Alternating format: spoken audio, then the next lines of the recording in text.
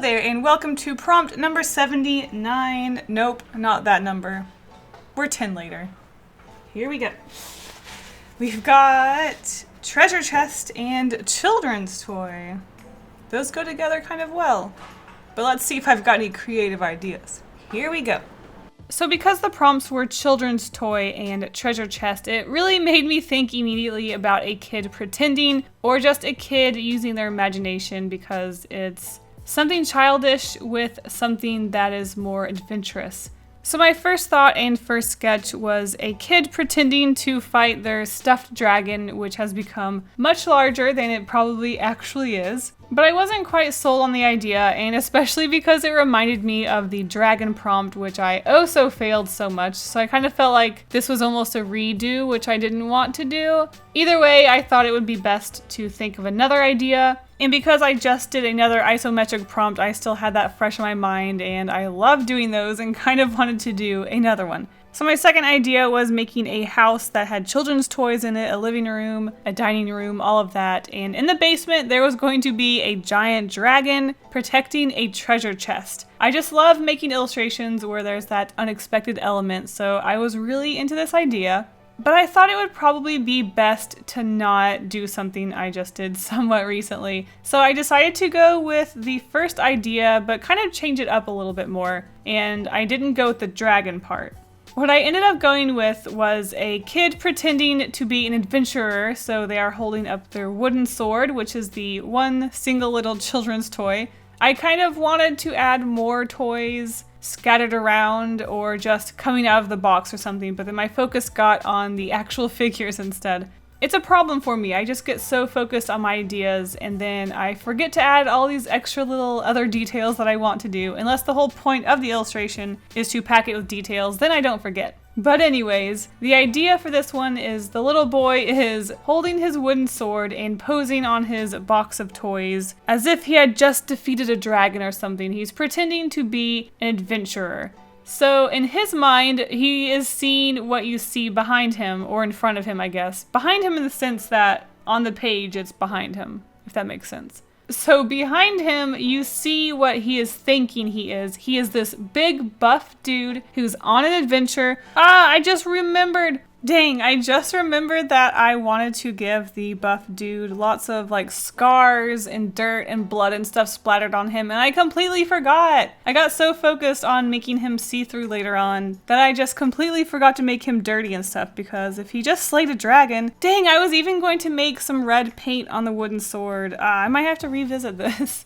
There was so much more detail in this illustration I was going to add that I completely forgot. I still like it how it is. It's nice and crisp and clean the way I like my art, but like I said, I really wanted to add details of the guy being all dirty and reflect that on the wooden sword with some red paint or something. Gosh dang it. Okay, I'll think about going back and adding those details, but for now, let's talk about the art. Where the heck was I even?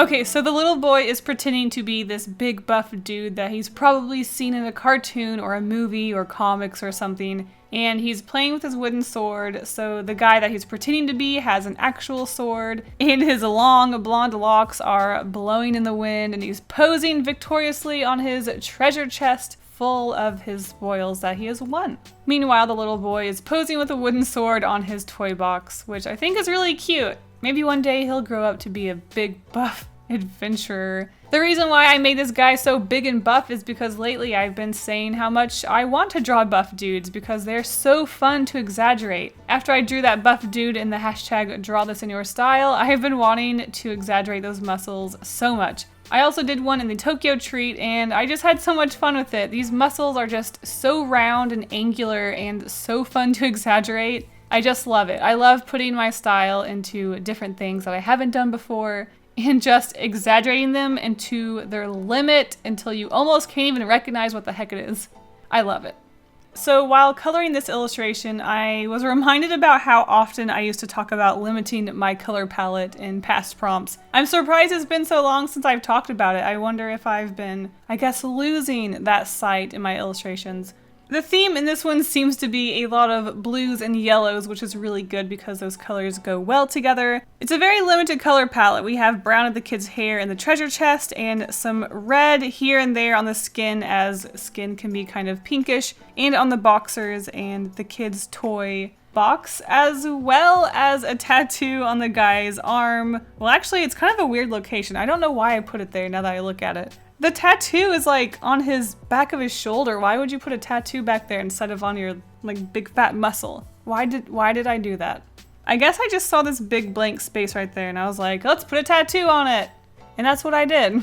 So clearly this adventurer really likes treasure, if you can't tell.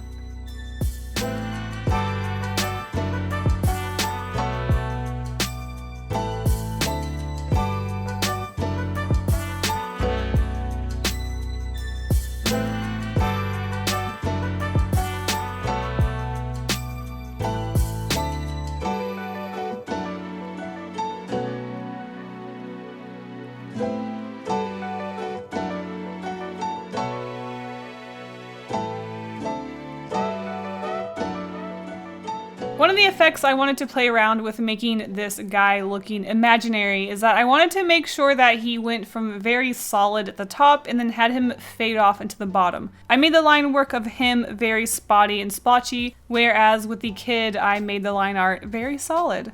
No holes in that line art. Because I really wanted to make sure that you could tell that this guy was a part of the kid's imagination and he wasn't just like some giant dude standing there with his butt in the kid's face. One of my friends pointed out that the butt was right in this kid's face, and I was like, you know what? I'm okay with that because it's really funny. Also, why did I make the guy naked? Because why the heck not? I think it's funny. He's a naked adventurer. Maybe he was fighting dragons and the dragon burned his clothes off. This is why I wanted to give him lots of dirt and roughed up spots, but I completely forgot and I'm so sad about that. Anyways, so along with having his skin tone fade to almost white at the bottom where his feet are, I also played around with the treasure chest having a very transparent look to it.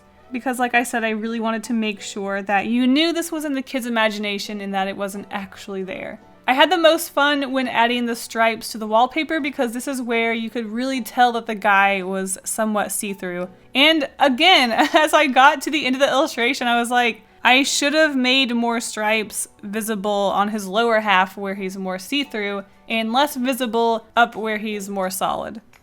Okay, we need an excuse. My excuse is that I'm preparing videos ahead of time for Japan, so I'm feeling a little rushed, but what's art without a deadline, right?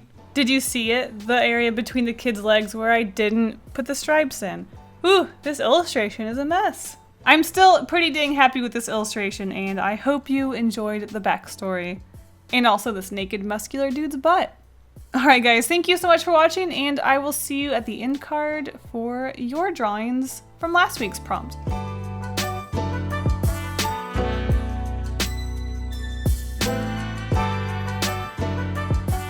Look at all of these wonderful prompts. I had so much fun looking at these. Really weird combination of 8-ball and secret. There were so many interpretations of the word secret. It was so interesting to see how different all of them were and also looking to find where the secret was in your drawing. So our first featured artist is Bubble Bomb on Scratch, who I will admit I was quite a sucker for that isometric little house inside of the 8-ball. It's so cute. It's a wizard that has a secret room below. It's adorable and so cute. I stinking love these houses and it just makes me want to draw so many more, especially the smaller they are, the cuter they are. And we have Rain Will Fall, who made this beautiful illustration with this mysterious lady, and the secret is actually the secret language. You don't know what it says, and I absolutely love that. This illustration is very mysterious and I like it. So thank you so much for sharing, everyone, and I will see you in the next video. Bye!